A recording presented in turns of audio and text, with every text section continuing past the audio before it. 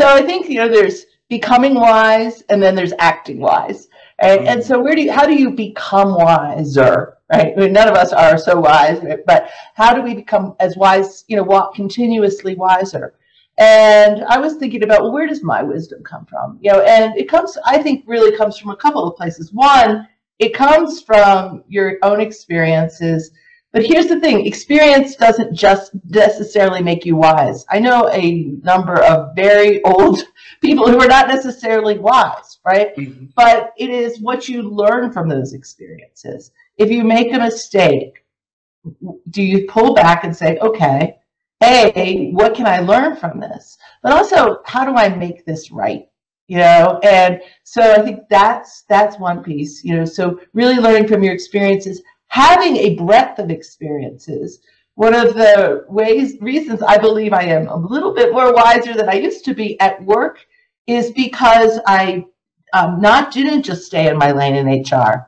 Right? I went and led a sales team. I led a customer service organization. Right? I started my own company. I worked with companies around the world. Every time I have an experience that feels a little bit scary, that's different, that gives you that broader perspective. So putting yourself in a position to have a wide range of experiences. Between David and I, we have 3 children, and one of the things that we're both very committed to doing is giving them a range of experiences. So, for example, when we went to the Philippines last year for a couple of weeks on a similar tour as we're heading into Vietnam, we took Sebastian out of high school and took him with us, so that he could go into these communities, he could go into the orphanages, he could work with, he was the intern in our big HR conferences. He could meet people who are different than him. And I could just see his eyes getting bigger and bigger and bigger. And, when he showed up at college for his freshman year, people were using the words like, you're wise for your years. Well, part of that is because he's had a breadth of experiences, and he's had the opportunity to reflect on this. And that's a privilege. Not everybody can do that, of course.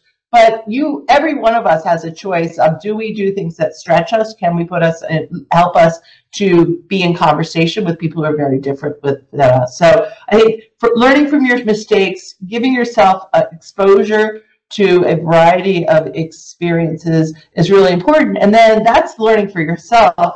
And then there's the learning from others.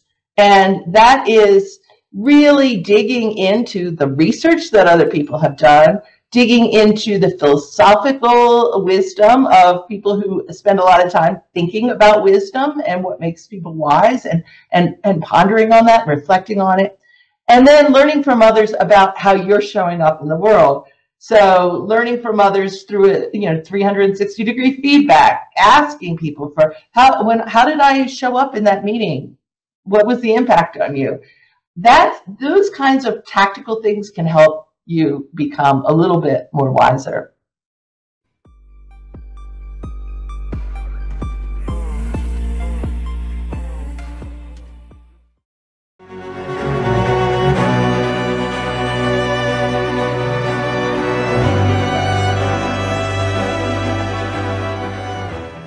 And I realized what I loved to do was talking to the landlord coming to me every day. We talked about life, we talked about things, and I learned every time to speak more fluent, and that had energy. But you're right. How do you create opportunities? Because you cannot force destiny, but you can create opportunity.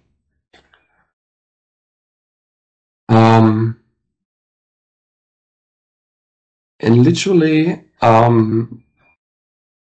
think that's a big part of what you can take out of this situation, of this story. If you're in this type of, when you lose your job, when you move to a new town and you don't know what to do, you can think yourself into a rat hole very quickly. Oh, how about this? How about that? You scribble. I mean, I love to scribble, but most of the time after the book is full, I just throw it away because it's rubbish. But don't think yourself into a situation, but act yourself into a situation by making connections. The number one fountain of opportunities is not your brain, is not what's in your head. That's my takeaway. The number one fountain of opportunities is you engaging with other people.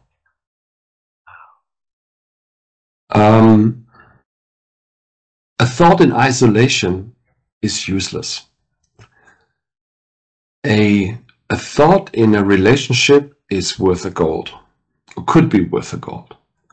Like, how did I get the job? I mean, I didn't get the job by someone scouting for a lost husband man, a household man, somewhere in this wonderful city of Malang. But it was me being out there, talking to people, connecting. The magic is in a relationship. The same. So it was also. I mean,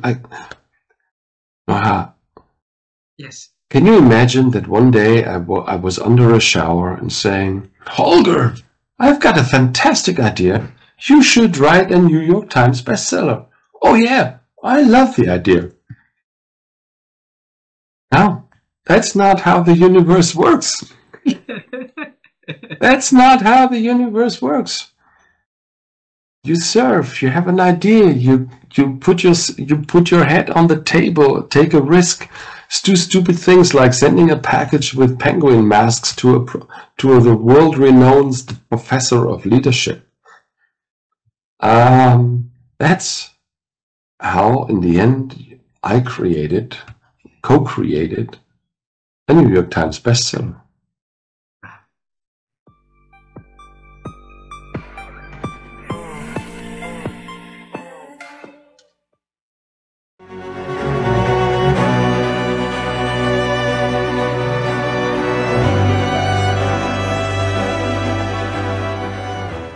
I knew that I was in this for the long haul.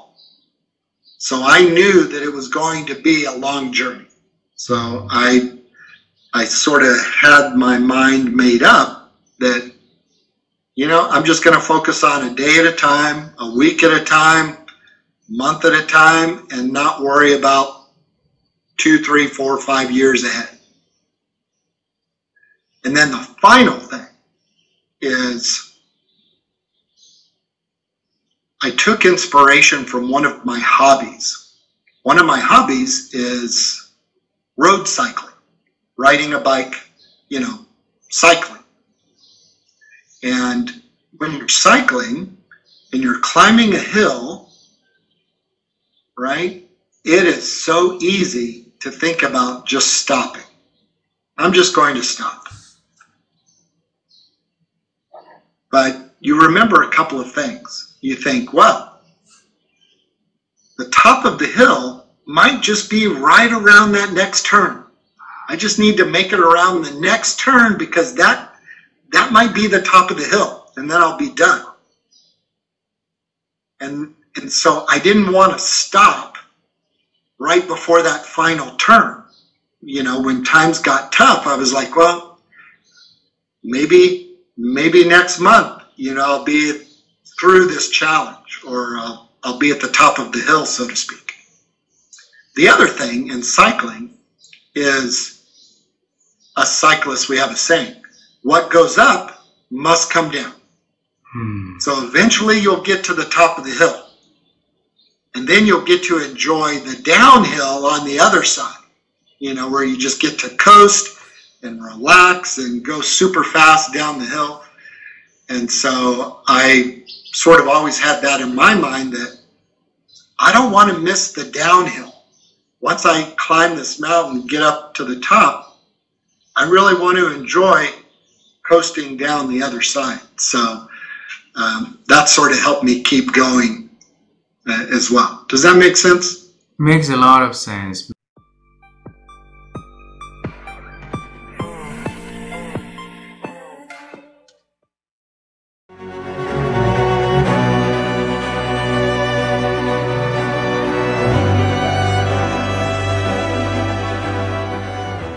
So the question is, how have you been growing your ability to think? By trying to think about things differently. By reminding myself that I'm shaped by my experience, so the way I think about things may not be the way other people think about things.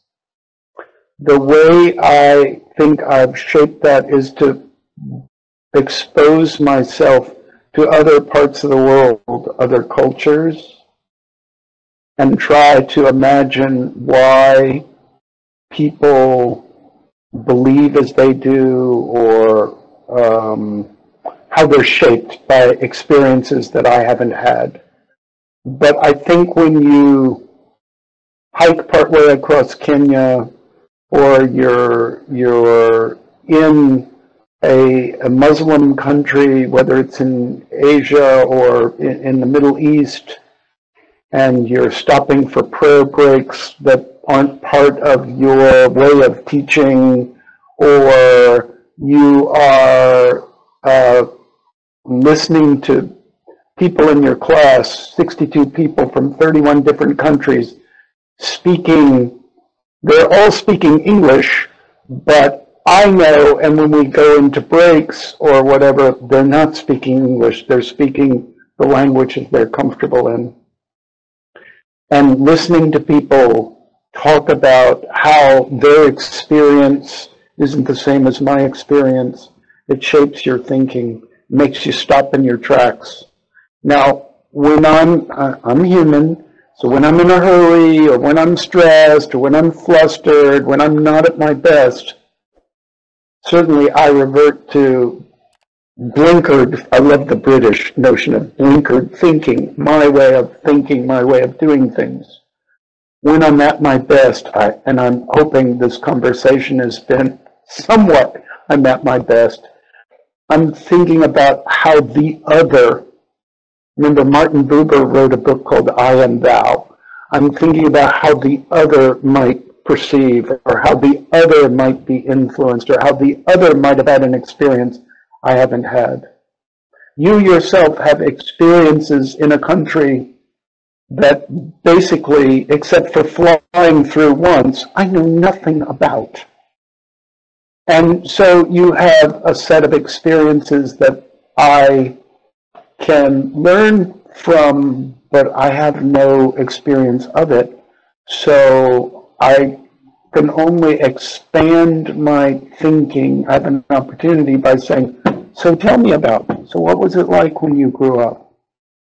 What happened with your parents? What did they experience? All those kinds of things that I have no experience of.